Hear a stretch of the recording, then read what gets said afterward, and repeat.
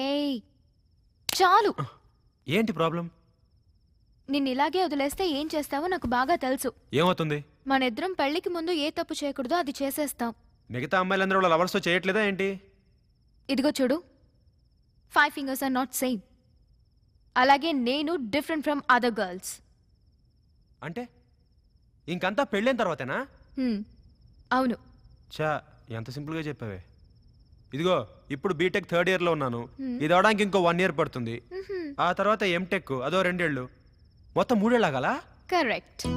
చా, నువ్వే 3 తెప్పించి టెంప్ట్ చేసి ఇప్పుడు హ్యాండ్ ఇస్తే ఓ పని చేద్దామా? ఏంటి? అది చేసి వెంటనే మర్చిపోదాం ప్లీజ్. నో, సైలెంట్ గా పడుకో.